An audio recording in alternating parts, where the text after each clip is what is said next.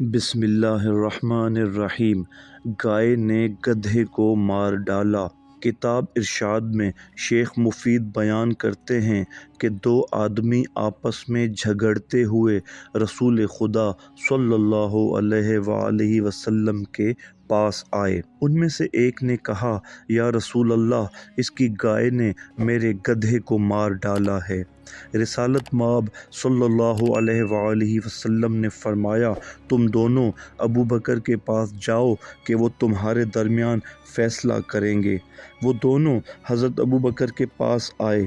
حضرت ابو بکر نے کہا، تمہیں کیا ہو گیا ہے کہ اللہ کے نبی کو چھوڑ کر میرے پاس آ گئے ہو؟ انہوں نے کہا، ہم محمد مصطفیٰ کے حکم سے آپ کے پاس آئے ہیں۔ حضرت ابو بکر نے معاملہ سنا اور کہا، حیوان نے حیوان کو مارا ہے، اس میں مالک کا کیا قصور ہے؟ گائے کے مالک پر کوئی دیت لازم ہی نہیں آتی۔ وہ دونوں پھر سرکار دو عالم صلی اللہ علیہ وآلہ وسلم کی خدمت میں حاضر ہوئے اور حضرت ابو بکر کا فیصلہ سنایا۔ آپ صلی اللہ علیہ وآلہ وسلم نے فرمایا، عمر کے پاس جاؤ۔ وہ دونوں حضرت عمر کے پاس آئے، لیکن حضرت عمر نے بھی وہی فیصلہ سنایا جو حضرت ابو بکر سنا چکے تھے۔ پھر وہ دونوں رسول خدا کی خدمت میں حاضر ہوئے۔ آپ صلی اللہ علیہ وآلہ وسلم نے فرمایا، علی ابن ابی طالب علیہ السلام کے پاس جاؤ۔ جب وہ جناب امیر کی خدمت میں پہنچے تو آپ علیہ السلام نے فرمایا، اگر گائے خود گدھے کی جگہ پر گئی ہے تو گائے کا مالک گدھے کے مالک کو اس کی قیمت ادا کرے، اور اگر گدھا گائے کی جگہ گیا تھا تو گائے کے مالک پر کوئی دیت لازم نہیں آتی۔ یہ فیصلہ سن کر دونوں فریق پھر بارگاہ رسالت میں حاضر ہوئے اور جناب امیر المومنین علی علیہ السلام کا فیصلہ رسول خدا کو سنایا۔ رسول خدا صلی اللہ علیہ وآلہ وسلم نے فرمایا، علی نے تمہارے درمیان اللہ کے فیصلے کے مطابق فیصلہ کیا ہے، فرمان رسول ہے۔ میرے بعد تمام امت میں سب سے بڑھ کر عالم علی ابن ابی طالب علیہ السلام ہیں۔ قاتل گھوڑے کے مالک پر دیت نہیں۔ السلام علیکم ناظرین، اگر آپ ہمارے چینل پر نئے ہیں یا ابھی تک آپ نے ہمارا چینل سبسکرائب نہیں کیا تو اچھی اسلامی ویڈیوز دیکھنے کے لیے ہمارے چینل کو سبسکرائب کریں۔ شکریہ۔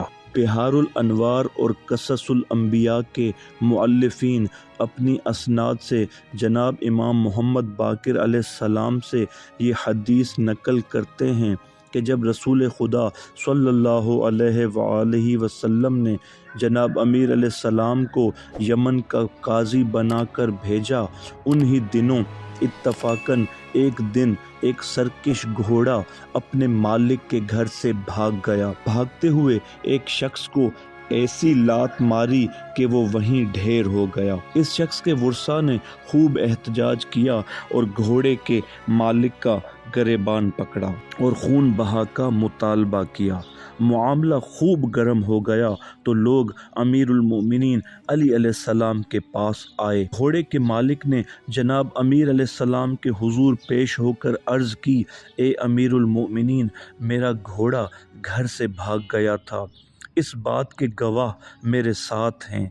گھوڑے نے سرکشی میں دوڑتے ہوئے اس شخص کو لات رسید کی جس سے وہ مر گیا۔ امیر المؤمنین علی علیہ السلام نے تمام معاملہ سنا اور فرمایا، گھوڑے کے مالک پہ کچھ دیت نہیں ہے۔ مقتول کے ورثاء رسول خدا صلی اللہ علیہ وآلہ وسلم کی خدمت میں حاضر ہوئے اور بطور شکایت عرض کی، یا رسول اللہ، علی علیہ السلام نے ہمارے ساتھ ظلم کیا ہے، ہمارے مقتول کے خون کو رائیگاں قرار دے دیا ہے۔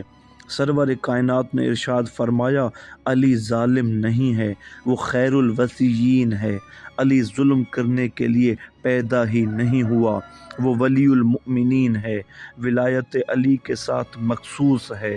میرا بھی وہی فیصلہ ہے جو علی کا ہے، میرا قول اسی کا قول ہے۔